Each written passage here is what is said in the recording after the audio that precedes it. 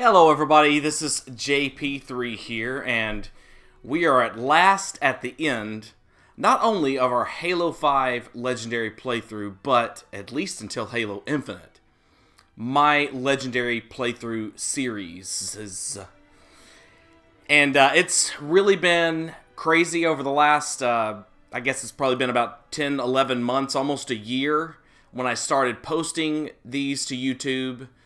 Started out small time, still pretty small time, but I've just learned so much. I've met some really wonderful, awesome people, and it's just been really special. I'm just going to go ahead and finish what I want to say, because there's really nothing to tell you here. So once we get to the action, I will actually do the walkthrough part of this, or playthrough part of this, but anyway. It's just been really awesome, going from, my experiences with Halo 2 and what kind of brought me into doing this type of thing. Well, it partially brought me into it. It definitely brought me into posting them to YouTube.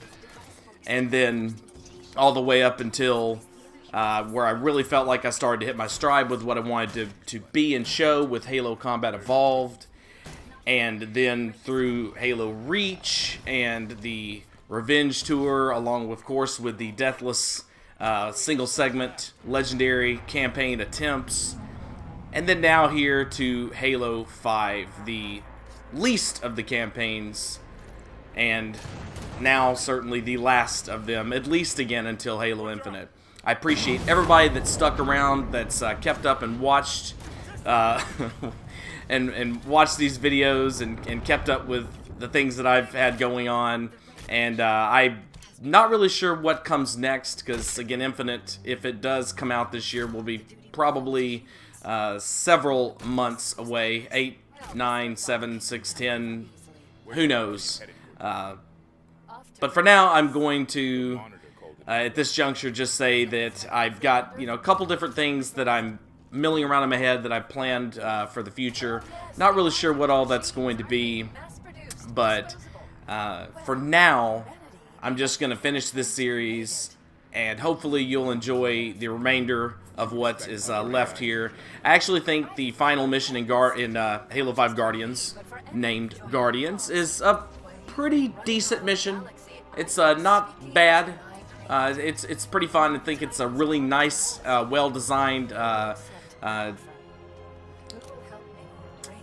romp through this icy part that looks a lot like Kamchatka. I don't know if it was maybe originally supposed to be Kamchatka here, but anyway. So I grabbed the, if you notice, there was a binary rifle kind of hiding behind there.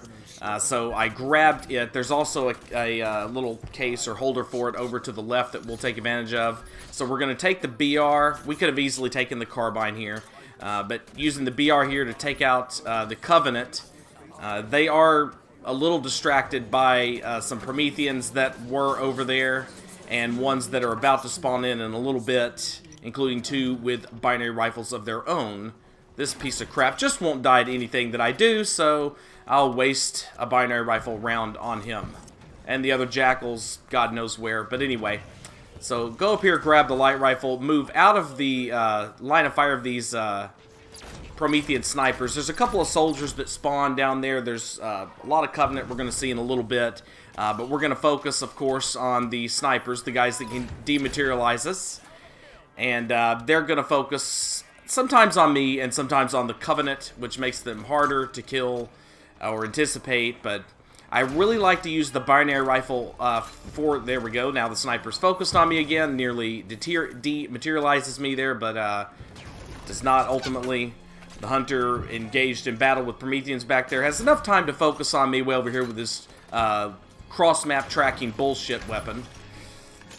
But again, my main reason for having this binary rifle is to indeed take out these hunters, because most of the time they'll have their back turned, and you can get right there in the worms, and this weapon is just really powerful against said worms. So once you take out the 2 hunters and as many guys as you can with that weapon, then you want to run over here. And to the left, there's another special weapon. I know I don't pick up all the special weapons in the campaign, even ones that might be useful in certain playthroughs, but this, I do try to pick up the useful ones. First off, though, take out any snipers that remain, including that guy who spawns in. And then right over here, a couple of captains will spawn in. Just shoot this thing right over here. It does, I think, a lot more damage and maybe has a lot more spread. Maybe it multiplies its burst or whatever, but it's just a unique version of the plasma caster that's pretty useful there if you have if you shoot it at the feet of those captains, and if you had a couple of Covenant left over, if you had to deal with the hunters, shooting it at their feet, kind of like we did in Battle of Sinion. So anyway, be sure and grab a full binary rifle and a full light rifle, and you can horse around with this turret if you want, but they've got auto evade and auto dodge every time you try to shoot it over there. It's the exact opposite of hit scan, and of course it won't track for you, so just maybe to soften them up, maybe just to use a different weapon besides a long range weapon, but we're not going to be able to do that. So as you see here, we've got 2 watchers, got a handful of soldiers, a couple of crawlers, and perhaps most dangerously, we have a knight captain. Wanting to see if I could get that turret early, but could not. But the knight captain up there has an incineration cannon, and so which makes him very dangerous for obvious reasons. And so looks like we got a shot on the turret there. So we're staying back here mainly to avoid his tracking one hit down BS. Mainly the tracking part's the BS part, but anyway. So there he is right there. We shoot him right in the node, and doesn't flinch him at all, but, probably for the best here. Now we can take out that watcher that could certainly have healed him up. Get my guys out of the way. They'll just stand there watching him shoot it at them. Alright. Thank goodness we're able to kick his ass relatively fast. Another crawler left over right there. Use that case there to fill up your light rifle. There's some light rifles that are down here from where the soldiers were carrying them.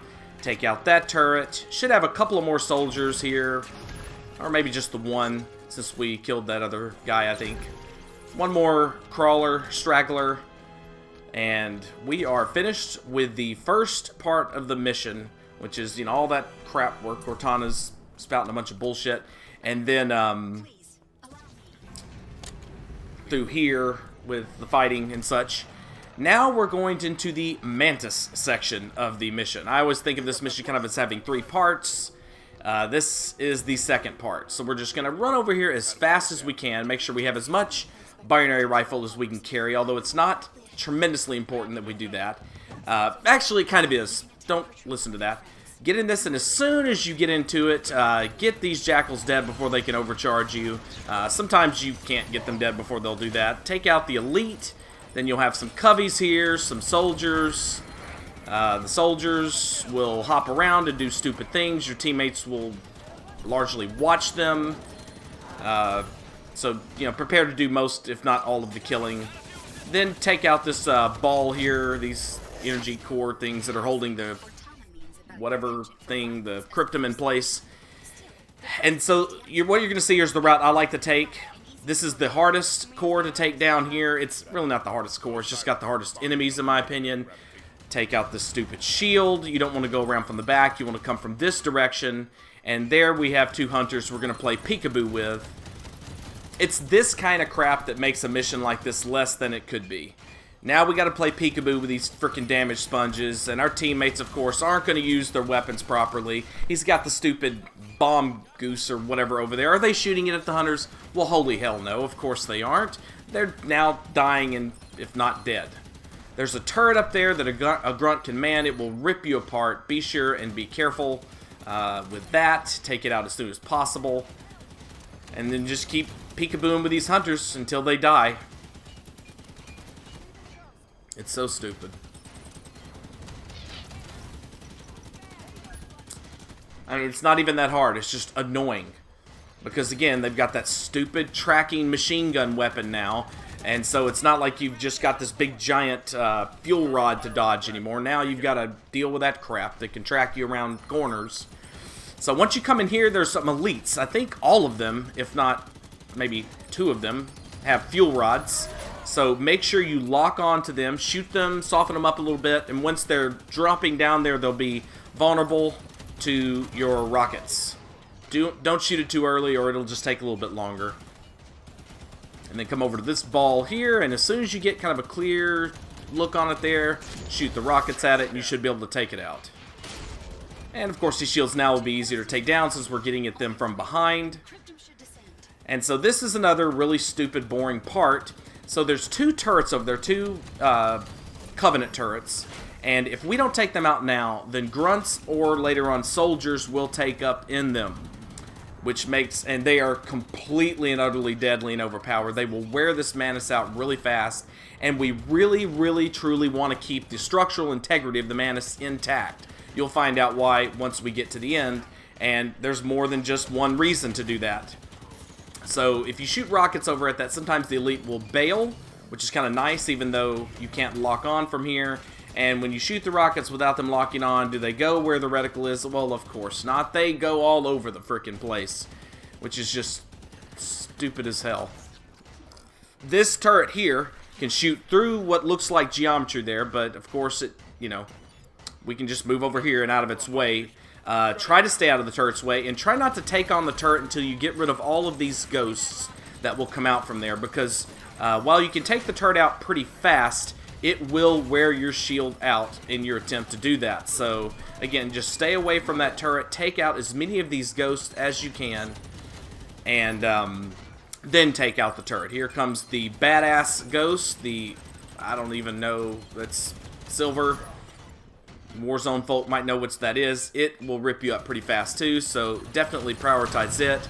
And then now we can take out the turret, which for some reason doesn't blow up to 5 rockets right there. But when we shoot them, the elite bails, which reduces the amount of fire that was raining upon us there. So once you finish him off and all the other enemies and stuff, then come over to this core and then take it out. So I believe now we have 2 left, 3 down, 2 to go. At this juncture, if you go this route, or maybe after you take 3 out, or that one out, I'm not really sure, a Phantom comes overhead. The turret of the Phantom, surprisingly not a big deal. What's cool here is that because you've taken out the Covenant turrets, and because of the fact that the Phantom drops off the Wraith last, you can usually destroy it before it even drops down. We get cross-map overcharged by enemies there, which is stupid, but is what it is. You kind of want the enemies to take up in ghosts. That makes them easier to kill because they can't dodge these rockets nearly as easily. Actually, I'm more speaking of the soldiers than I am the grunts. But I guess for the grunts, it just makes them easier to find. So, we got some jackals here, and they're all dead, which is really nice. So, again, after taking out that batch of reinforcements, we're going to come over here to take out the 4th core. Try to stay to the right as much as possible. The other core is to the left, and the enemies from over there will shoot at you sometimes if you fall back a little bit too much.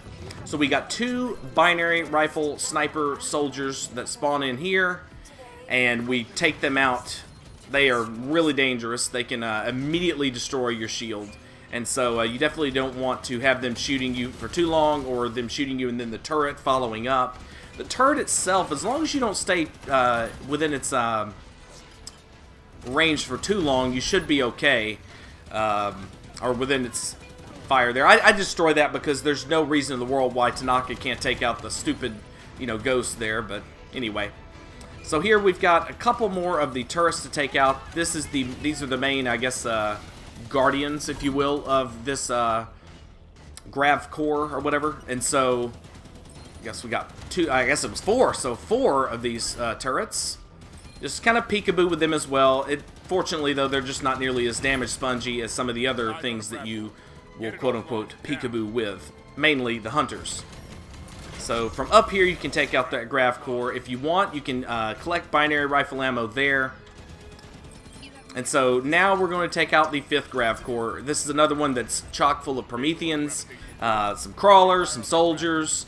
There should be a reinforcement spawn that comes in at some point here. I don't know what triggers it, except for that maybe after you kill enough of these guys, or maybe get close enough to that core. It really doesn't matter. One of the reinforcements spawns right next to where you're standing. It's a captain with a turret. I kind of forgot about that at some point, and I probably could have stomped his little stupid face in, but instead, I kill him in a less sexy way. So here goes the Knight. He has an incinerator cannon, as you can see. Obviously very dangerous for the Mantis. So the reinforcement spawn comes in right here. So notice that he spawned right by us there. Not cool at all for us to not be aware of that and ready for that. But again, we take him out pretty easily. This guy doesn't take up in a ghost, which makes him a little bit more frustrating to have to kill. He's a freaking damage sponge piece of crap because of the nerfing they did on the machine gun of the Mantis. I think that's a crawler there, and then we've got a ghost to take out, which again, because it's in a ghost, much less easy, if almost impossible, for the soldier to dodge that. Unlike as if he was on foot. So that grav core's down. I think we have a crawler here, some stupid crap that 2 frickin' human vehicles can't kill. I nearly, I just seriously want to stomp them to death right there, but I choose not to. We get shot by a grunt. There's a straggler grunt over there somewhere. We kill him later. It was really odd. Never dealt with a straggling grunt there. It's kind of scary if you think about the fact that he could overcharge you or grenade you. Even scarier, the fact that, your teammates can't take him out. And Buck does the unimaginable. Actually, it's highly imaginable. He grabs the damn fresh Mantis that I would have loved to have taken into the next section. And shockingly, he ends up with it slightly more damage than I do this Mantis, even though he gets out of it pretty fast for whatever reason. So anyway, really, really ridiculous stuff. He's just obviously letting it get destroyed, and this is the worst shooting performance of the entire level here. And I partly it is because of my teammates and them just confusing the hell out of me with their movements and behavior and stupidity. So much so to the point where I don't give a crap about reviving Buck, and now I'm going to get my shoot on here.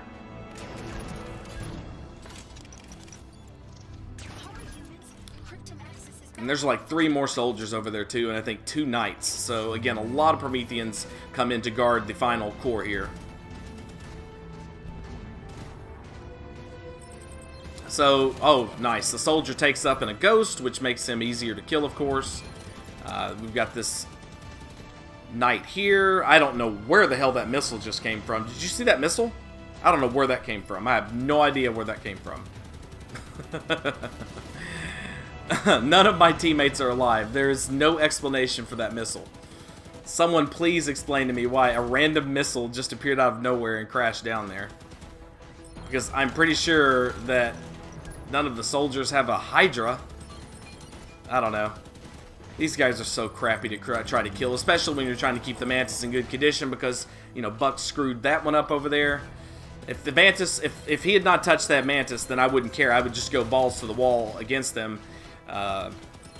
You will kill them before they kill you. So we're going to have to get back out and shoot these guys at range because, again, the machine gun is completely and utterly nerfed to shit. And they're just going to hop around and dodge all the rockets because they have infinite evading and phasing abilities. There's actually a knight down there, and I did not realize there was a knight left over. If I'd have known that, I probably would have been a little more cautious in some way, shape, or form there. But we kick his ass. Who cares? At this point right now, I don't care about these guys. I think there was 2 of them, or just the one left, so... Alright, so let's activate the Cryptum Core thing, or whatever she wants us to do. Exuberant Witness. Actually one of the cooler characters in this game. And we're going to go and grab the Warthog, and we're going to take this fine Mantis inside the final battle. Now, you might think of that's a cheat or an exploit or whatever, but I don't think so. It's just too easy to do. I'm not saying the developers intended for you to do this so much as I'm saying that I'm not skipping anything. All I'm doing is bringing the Mantis in there, and believe you me, the Mantis is not, it is not a surefire bet in there, and you'll see that in a little bit. Trust me, taking the Mantis in there, it has its own risks. So that's Buck's Mantis. I see it sparking there. It's not really all that damaged, but mine is not sparking. Now, mine's smoking a little bit, so I don't know if sparking or smoking. I'm not sure which is worse. I'm going to assume sparking is worse, and I'm going to take my Mantis into there. Now, there is some way to screw up the timing of this battle starting. I'm not really sure what it is. I don't think it's that I'm in a vehicle. But I think it depends on where you stand. I think you need to be at the back where we just came in and maybe out of the Mantis. Or maybe you can be in the Mantis. I'm not really sure. But the problem is I can't really test this very easily. Because if you're out of the Mantis for too long, it will disappear. So somebody can put in the comments section if they know what it is. But I'm pretty sure that you need to be at the back of the map. Or in the center of the map. Or somewhere along maybe the, I don't know, the halfway point. So anyway, now we get people coming in, and of course, now they're spawning in, and we are vulnerable to attacks. So we're going to play this pretty much the same way I'd play it if I was not in a Mantis, in the sense of my movement. So what I'm going to do is I'm going to keep just moving all the way through, just keep walking up and down, and trying my best to just keep moving away from these turret rounds. Because if you take enough damage in the Mantis, it eventually loses its ability to recharge its shield. Believe it or not, that's not your biggest concern. If it gets to that point, that means it's like one thump away from blowing up. So anyway, as you see there, they do their stupid little computer game dodges whenever you shoot at them from afar. But we actually got a kill there. So just notice here, I'm just kind of keep circling the arena, looking to expose people who are in cover. And hopefully by keeping moving, I'm not susceptible to a lot of turret attacks. Maybe taking cover in certain ways from the light rifle attacks. Notice here, I just kind of go back and forth there. Don't keep circling because of the trajectory in which those turret mortars were coming. I thought that was really interesting. I was like, dude, come on up here. I got bombs for you. I got everything for you. But he waited, and then he come up just about as soon as my shield recharged, which was probably happenstance, but I thought it was still kind of funny. So finally we get a splatter with the Mantis's stomping ability. It exposes us a little bit there to some captain back there with a turret, but that's okay. He's been hiding the whole damn time or something, I don't know. My teammates are not going to be good at taking him out. And contrary to perhaps popular belief, you actually don't want to knock the stationary turrets off their mounts. And the reason why is because the soldiers will take up in them. And they're so much easier to kill when they're on those turrets. I mean, yeah, they're more dangerous technically, but I think it's actually more dangerous to the light rifle guys because they're near hit scan abilities. And plus I can see the mortars coming from distance, and I can kind of maneuver out of their way. So we're just, again, continually circling here, but we're at a point now where we need to hit 2 non-buttons here. One on this side and one on the other side. So we get out of the Mantis. I think she, Exuberant Witness, tells you to do that when there's like 2 or 1 enemies left. So just because she says that doesn't mean you're completely and utterly free, but you're not always, or not usually in peril either. She makes it sound like you'll be in peril, but because it comes at a time, again, where there's one or less enemies, or two or less enemies, then, you know, you should be okay to just walk all the way through. Again, I keep looking around for this pile of crap coward, and, you know, my teammates, of course, are no help at all. But I'm just going to burst fire him, and it looks like he took enough damage over time to go down relatively fast there. Sometimes you can get out without the animation if you're in just that right spot. Not that I try to do that or anything, but anyway. So now we've activated the two non-buttons, and so at this juncture, we're actually in the perfect position. I want to be in this exact spot right here. This is the entrance. I want to use this ridge to take, I guess, a modicum of cover from some of the enemies that will attack. It also gives you a good chance to see from which side, if not multiple sides, the crawlers will be coming. Do not expect your teammates to do a great job in helping you out with them.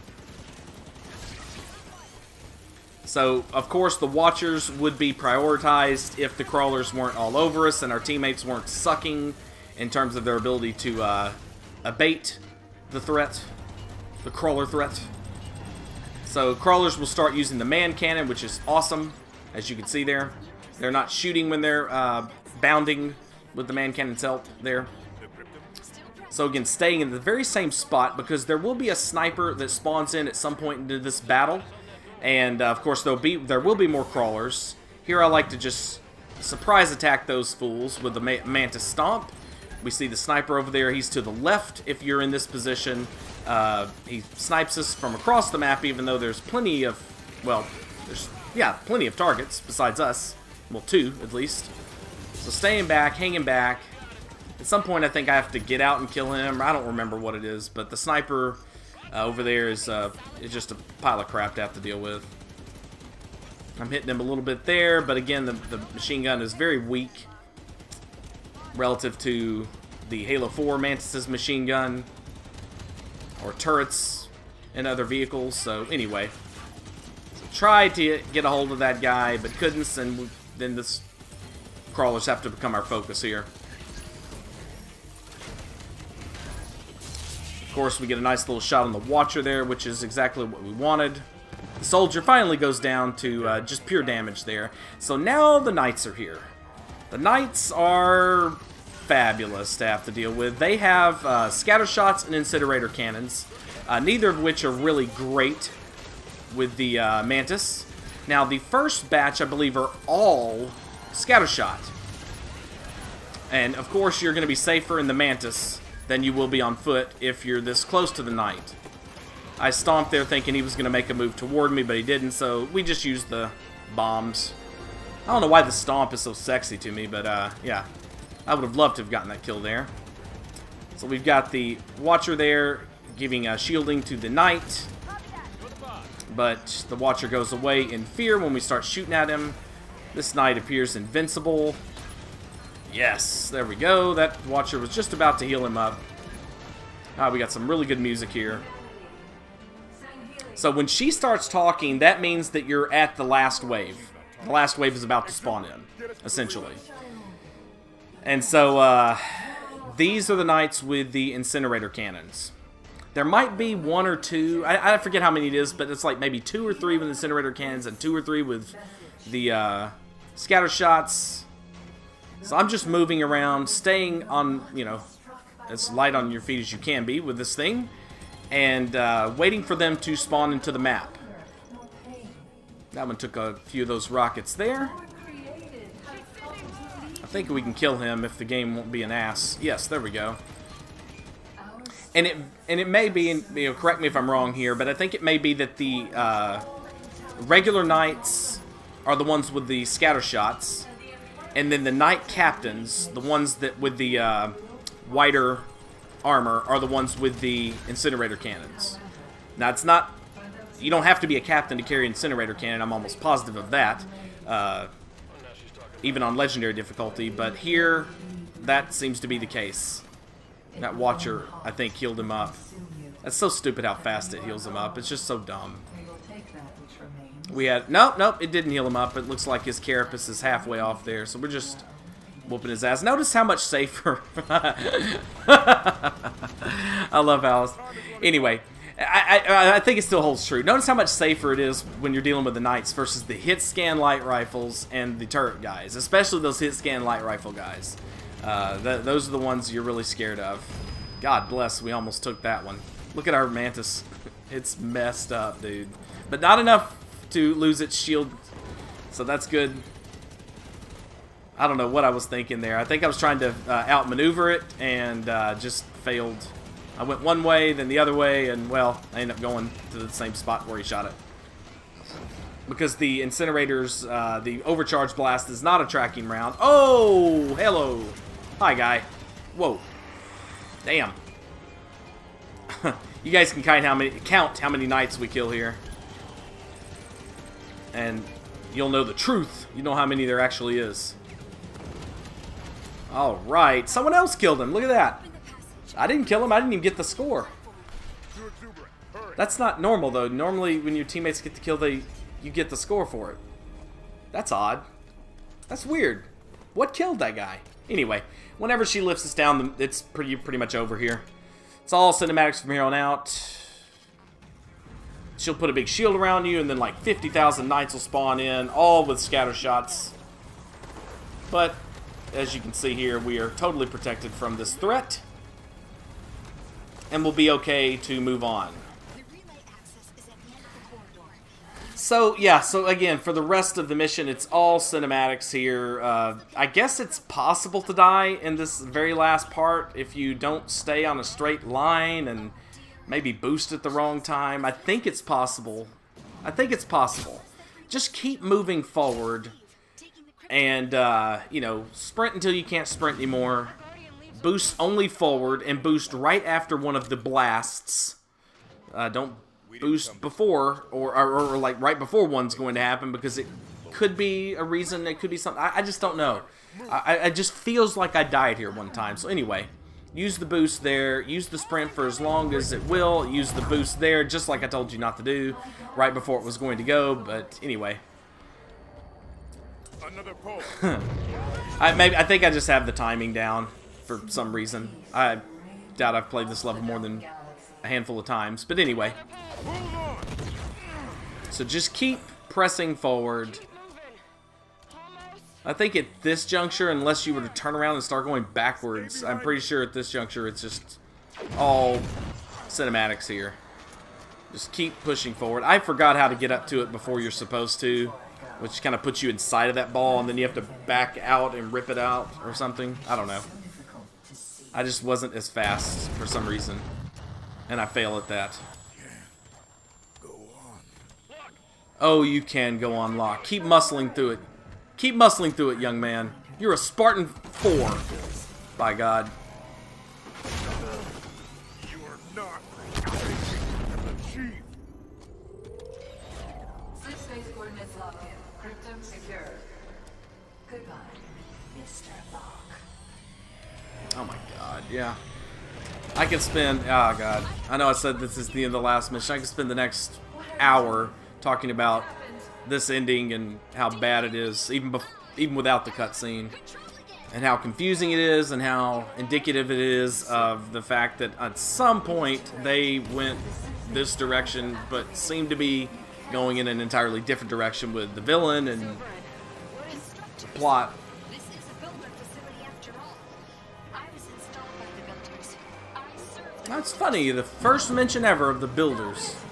First mention ever of that class of Forerunner. In the game. Wonder if that was supposed to be the first time they mentioned the builders. Because there's like, what is there, like 4 classes of Forerunner, right? There's the Life Workers, the Librarian was one of those. There's the Warriors, the Didact. There's the Miners, which have no relevance, no major relevance in the Greg Bear books that created the Forerunners, essentially, and all their backstory and lore from 100,000 plus years ago. And then, of course, there's the Builders, which were the highest class at the time of the Human Forerunner War, and then the Forerunner Flood War. I've read all the books, some multiple times. This game's such an embarrassment to it all. But you know what isn't an embarrassment? You guys. You guys have been so awesome. The people that have subscribed, that watch, that comment. I can't thank you all enough. Again, this won't be the last of me. I will come back for Infinite, and I've got some ideas of what to do in the interim. But if you like this video, please hit that thumbs up button. It definitely helps motivate me to keep going with my fledgling, small-time YouTube career. And hit that subscribe button and the notifications bell if you haven't already. But as for now, at least at this juncture, this is JP3 signing out. Have a wonderful, wonderful day, and thank you very, very, very, very much for watching. I love you all. Goodbye.